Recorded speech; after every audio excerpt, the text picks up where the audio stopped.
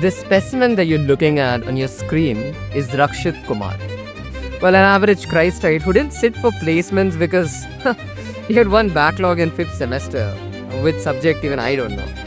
All I know that he claims he couldn't concentrate a night before the exam due to a family emergency. And I guess we all know just how much truth that statement holds. Anyways, profits or gains from business and profession are an important topic of tax, which many youth in this country are unaware of. And today, we have taken up that daunting task. So, shall we begin?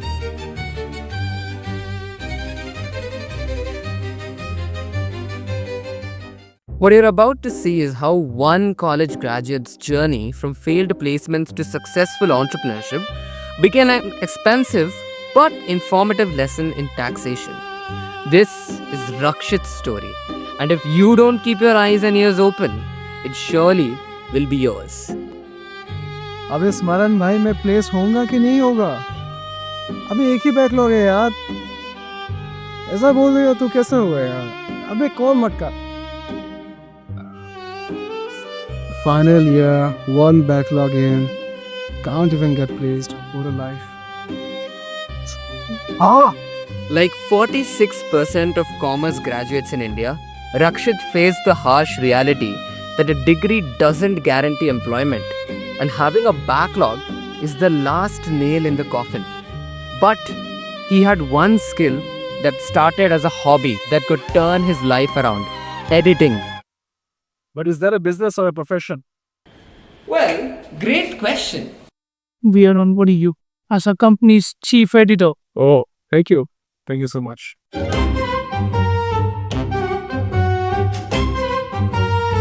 Now that you understand what business and profession really mean, we can begin our PGTP journey. Rakshit just converted a part-time activity into his primary source of income after graduation. Under income tax law, this shifts his earnings from casual income to profession under Section 28 of the Income Tax Act. To understand it better, let's call our tax guru. Hi, I'm Rajdeep, the tax guru. Let me explain. So Section 28 is the basis of charges, which has 9 incomes which are chargeable under profits or gains from business or profession. Number 1, revenue profits from business or profession. These are the profits or gains of any business or profession which was carried on by the assessee at any time during the previous year. Number 2, any compensation due to or received by an agent. Well, these are any compensations or payments which are due to or received by an agent managing the whole or substantially the whole of the affairs of any person at the termination of his management or modification of the terms and conditions relating thereto. Number 3, income of trade or association, etc. Incomes derived by a trade, professional or similar association from specific services performed for its members. Number 4, receipts in connection with foreign trade. Well, these are the profits on the sale of an import license, duty drawback, duty permission scheme, duty-free replenishment certificate, cash assistance, profits on the sales of duty entitlement passbook, repayment of any customs or excise duty to any person against exports. And number 5, we have value of any benefit or perquisite from business or profession. The value of any benefit or perquisite, whether convertible into money or not, arising from business or the exercise of a profession. Number 6, remuneration to a partner from the firm. Any interest or salary or bonus or any sort of commission or remuneration due to or received by a partner at a firm from the provided that it has been allowed as a deduction in computing the taxable profits of such firm. Number 7, amounts received or receivable from certain agreement. Not carrying out any activity in relation to any business or not sharing any know-how, patent, copyright, trademark, license, franchisee or any other business or commercial right of a similar nature or information of technique. Number 8, key man insurance policy. any sum received under a keyman insurance policy, including the sum allocated by way of bonus of such policy. Number 9. Interest on securities. Interest on securities if the business of the assessee is to invest in securities. Otherwise, interest on securities shall be chargeable to income tax under the head income from other sources. Number 10, we have recovery against certain capital assets covered under section 35 AD. Any sum received on account of any capital asset other than land or goodwill or financial instrument, that is, being demolished, destroyed, discarded or transferred, if the whole of the expenditure on such capital asset has been allowed as a deduction under section 35 AD. Number 11, income from speculative transaction. Section 43(5), speculative transaction, is basically a transaction in which a contract for the purchase or sale of any commodity, including stocks and shares, is periodically or ultimately settled otherwise than by the actual delivery or transfer of the commodity or scrip. And number 11, income from speculative transaction. According to section 43 subsection 5, speculative transaction is basically a transaction in which a contract for the purchase or sale of any commodity, including stocks and shares, is periodically or ultimately settled otherwise than by the actual delivery or transfer of the commodity or scrip. Our hero Rakshit here is actually taxed under the first income, revenue from profit or business or profession. First full year after college, 8.5 lakhs total income. Better than what I would have gotten in the Big Four, right? I thought, since I don't receive a monthly salary and there is no guarantee of payment for my next project, all this income can be considered from other sources. Let's file ITR. This turned out to be the first critical mistake, as he was not aware of sections 28 and 29 of the IT Act. According to section 29, the profits and gains of any business or profession are to be computed in accordance with the provisions contained in sections 30 to 43D. Now, there are certain deductions expressly allowed from under section 30 to 37. For under section 30, expenses in respect of business premises, under which premises are occupied as tenant, are allowed, and premises are occupied as owner are allowed. For tenant, rent, repair, insurance and tax are allowed. For owner, repair, insurance and tax are allowed. And now note, if the business premise belongs to the assessee, no deduction in respect of rent will be allowed. And if the assessee is a partnership firm and the business premises belongs to a partner of the firm, the rent payable to the partner will be an allowable deduction. Now section 31. Revenue expenditure on plant and machinery or furniture and fixture. Revenue expenditure incurred on current repairs and insurance premiums incurred on plant and machinery or furniture and fixture is allowed. However, do note, capital expenditure shall not be included in repairs. Now under section 32, there are certain differences between depreciation and depreciation under accounting rules and taxation rules, which we can see in this table. Now the category of assets, there are 5 main category of assets: building, furniture and fittings, machinery and plant, ships, and intangible assets such as patents, copyrights, etc. Now block of assets are those assets which fall under the same category and on which the same rate of depreciation is applied. Now there are certain conditions of allowance of depreciation. There are basically 2 essential conditions. Asset should be owned partly or wholly by the assessee, and it should be used for the purpose of assessee's business or profession. And now 50% of normal depreciation. If any asset is acquired and put to use not to excess of 180 days during same previous year, then assessee can get the benefits of depreciation only 50% of normal depreciation. Now under section 37, we have certain general deductions which is called the residuary section. These are the following conditions that should be fulfilled. A. Expenses not covered under sections 30 to 36. B. Revenue nature expenditure. C. Not of capital nature. D. Not of personal nature. E. Expenses incurred for running of business or profession. F. Expenditure shall be made during the previous year. Now explanation 1. Expenditure incurred on protection money, hafta, bribes, etc. will not be allowed. And explanation 2. Expenditure incurred on CSR activities will not be allowed.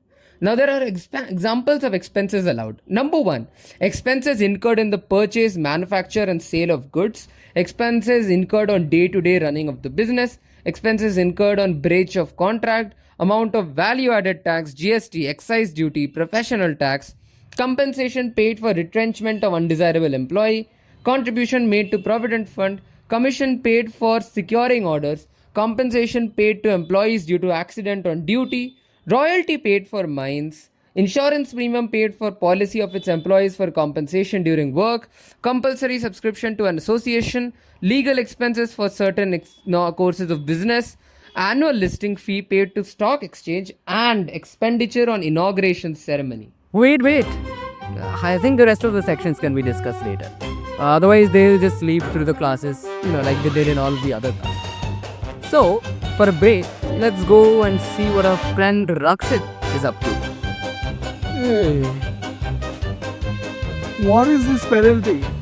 My mistake? I filed for income from other sources. I should have filed for income from PGBP. I mean, I'm not again. This wasn't just a filing error. Under PGPP, Rakshit could have claimed legitimate business expenses. Laptop depreciation, software subscriptions, internet bills, office space rent, etc. and etc., which he could have then used to save his entire income through multiple deductions provided by the Indian government.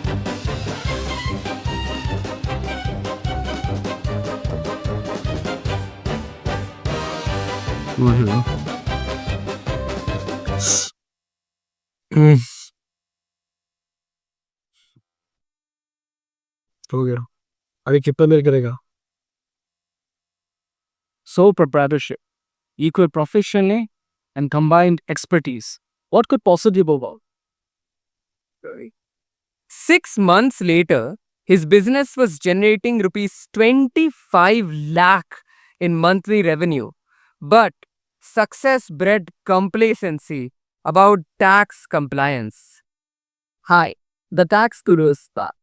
So, under section 36, we have other deductions.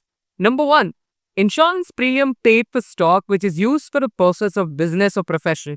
Number 2, insurance premium for cattle paid by Veteran Milk Cooperative Society. Number 3, insurance premium that is paid in any other mode than cash for the health of employees. Number 4, bonus or commission to an employee, which is done on actual payment basis. Next, interest paid on borrowed capital for purpose of business or profession on actual payment basis. No deduction of interest paid for acquisition of asset from the date of borrowing till the date of put to use.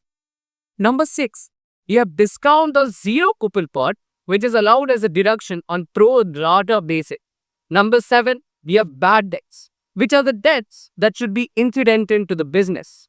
Number 8, you have loss regarding animals, not for stocking pay, which are allowed as deductions.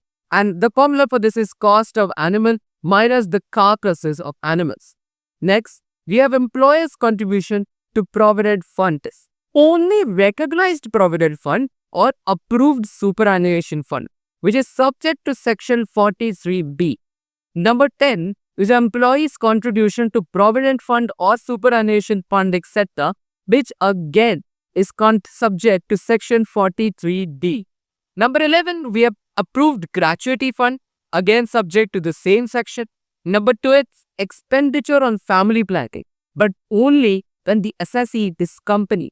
Capital expenditure equals to 5 installments and revenue expenditure minus the sale previous year.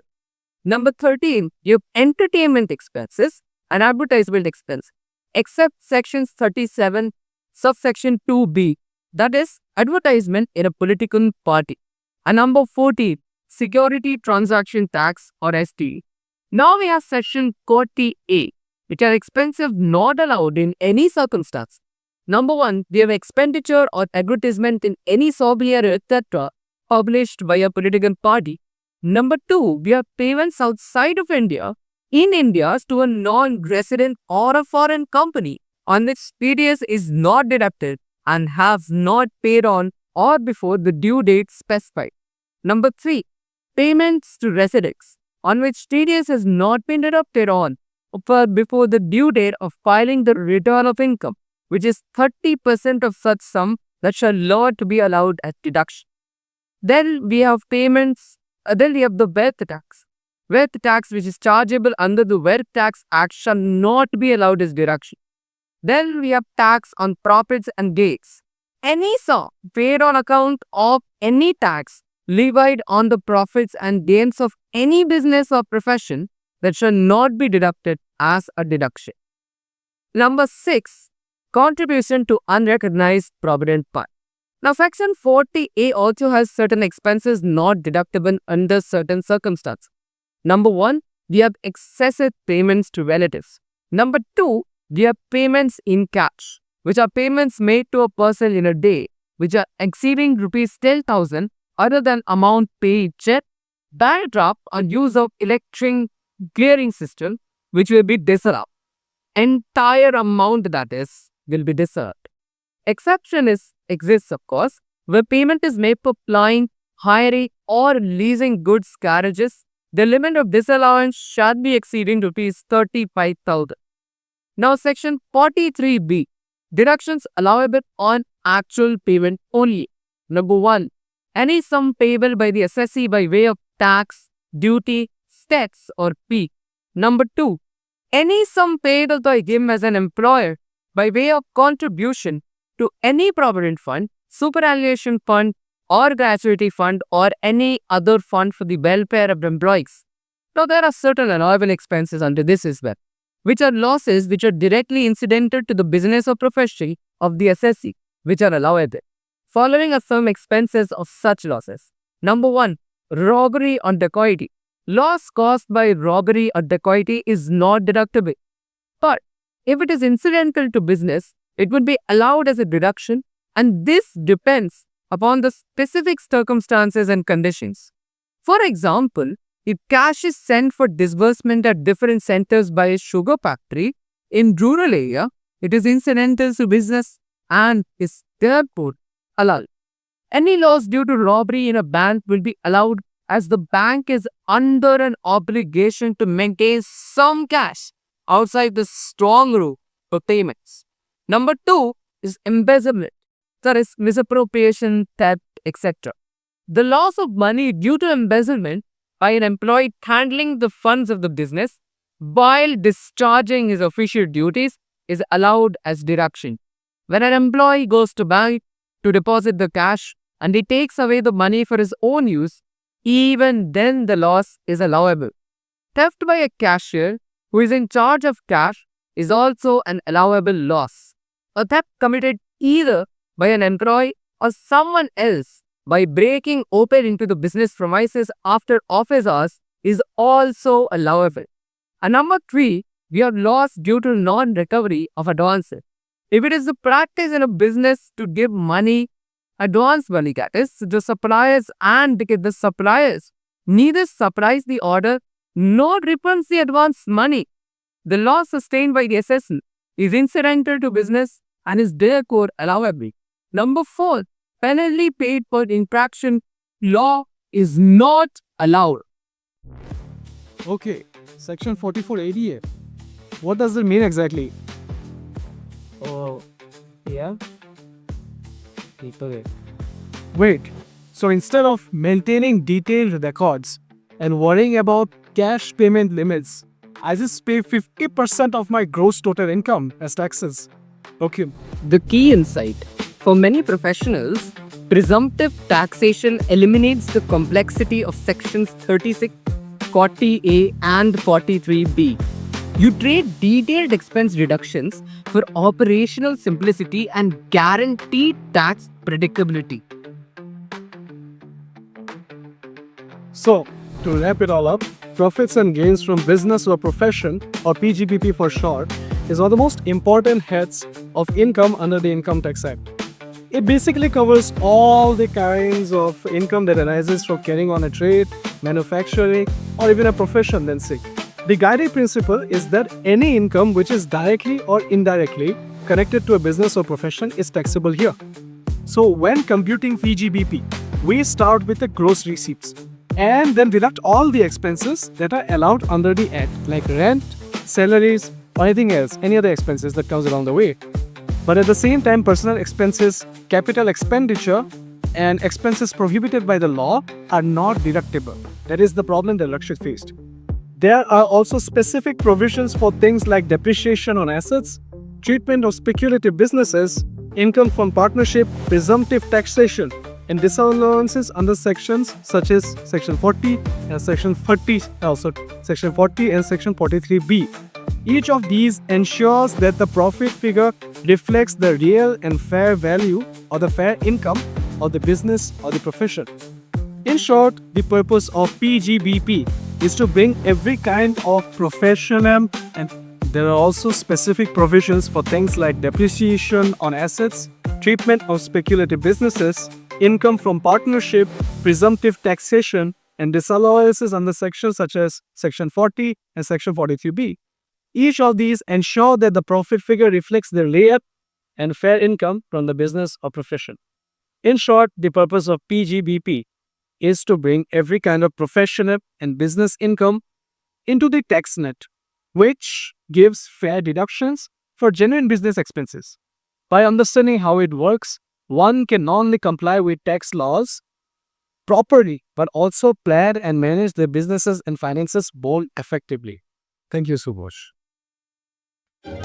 Remember, as long as you understand all the sections of the PGBP Act, you can also save taxes and never be penalized. Wow, man, really understood everything. Yeah, man. I used to be great at tax. It used to be my highest scoring subject. Just forgot a lot of it lately. Please like and subscribe, otherwise we'll keep holding Nitya hostage.